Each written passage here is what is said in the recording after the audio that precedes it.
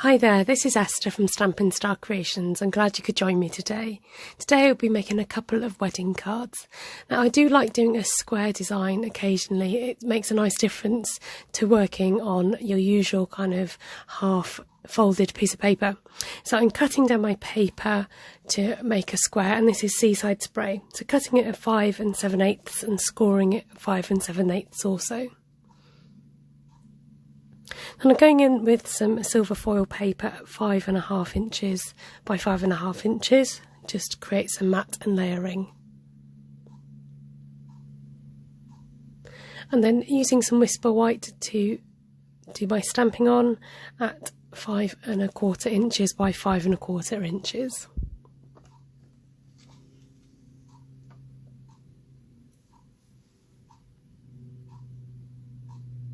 I'm using the bird ballad set and stamping the flowers on a scrap piece of Whisper White, and we're going to colour these in and cut them out later.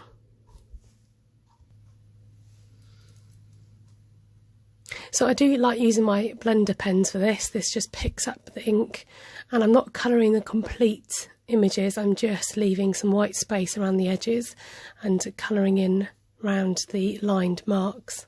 So I've gone ahead and printed off on the computer my sentiment and cut it out with a stitched framelit and mounted it onto a scalloped edge circle in the same colour, the Seaside Spray.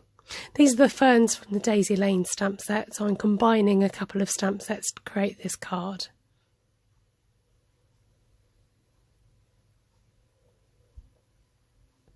I'm doing a diagonal pattern with the stamps, and this particular stamp is from Beautiful Friendship, so I've combined at least 3 stamp sets to create the foliage in the background, and I'm using some silver ink. Keep bringing in my sentiment just to check where things are laying, to make sure that you can actually see the design poking out from the circle once it's stuck down.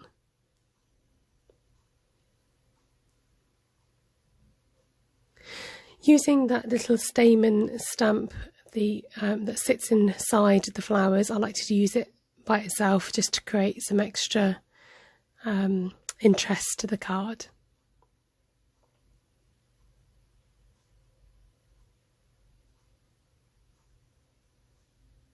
So I go ahead and stick these down together with some multipurpose glue, and then I start working on the rest of the card. So fussy cutting out these flowers, it doesn't take too long, they've got quite a few rounded edges, so once you get cutting it's not too bad, but it's just part of the process to have the matching flowers. When you cut, it's easier to roughly cut around your image, try not to cut around whole paper, it makes it more difficult, and then cut closer to the flowers, moving the scissors and the paper at the same time. So I'm just arranging this on my card. I did have a tiny boo-boo that I was covering up, great opportunity to cover up with the flowers. So following the diagonal design, I'm just putting the flowers where I think, just to in the top corner and the bottom of the design. I mount the sentiment up with the Stampin' Dimensionals, leaving a gap around the edge just in case I needed to tuck some flowers in underneath.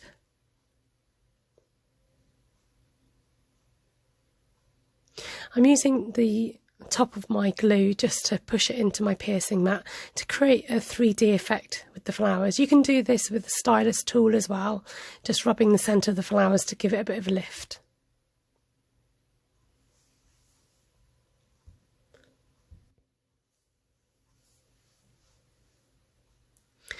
A wink of Stellaing it up. Now it doesn't actually pick up on the camera, but you can see that lovely silver ink on there. So just giving it a touch of wink of Stella and just a few of these diamantes. My customer didn't want to overdo it with the bling, so I was just adding a few just to add a bit of wedding sparkle. So trying to be a bit random with where I place this. And there's the finished card. So if you do hold on, I've made another bonus card for you using the same stamps but different colours. So I'm going to now talk you through this card here. So this was quite different to work with because of the different design shape that I'm using. So I'm not using a square, I'm using a rectangle for this. So using a base card of 3 7/8 by 5 5/8. So I've chosen Crumb Cake, Merry Merlot and Pretty Peacock as my colours because I thought they went nicely together.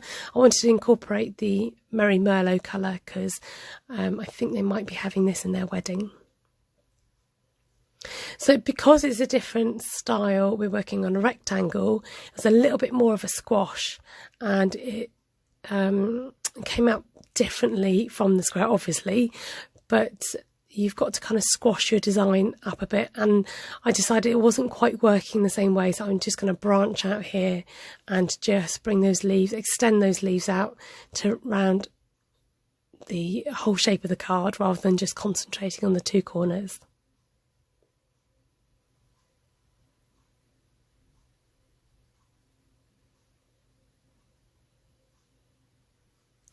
I felt that it needed a bit more Pretty Peacock, so I'm just adding some buds to those leaves. Again, stamping the flowers on a scrap piece of paper, and we're going to colour these in with our blending blender pen, picking up on the colour from the ink pad, using it as a palette, and just leaving a few white areas, but the more you colour in, the more this fades away, or blends away, I should say. So again, turn that paper as you cut, it really helps you when you're cutting out. So I'm doing a matte layer of Merry Merlot and then Crumb Cake just to soften things up, and then the white, Whisper White on top of that. I decided the circle dies wouldn't really work with this, so I've gone with the stitch rectangle framelits, and I'm going to matte and layer with those and just getting an idea of how this looks. So I'll go ahead and print my sentiment out on the computer.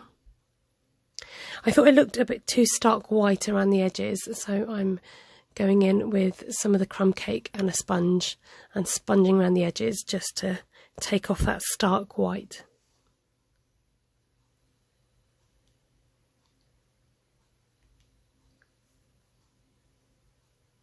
Then I'll repeat the process with the main card just so that it stays in keeping. Concentrating on the corners to give it a vignette look. And there you have it. This time I added some pearls, and some, you might be able to see where I've punched out some leaves.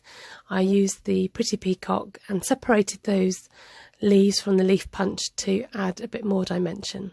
Thank you so much for watching. You can catch up with all my other videos on my channel.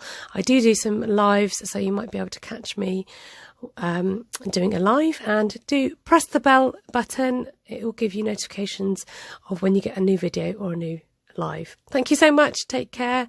Have a good day. Bye.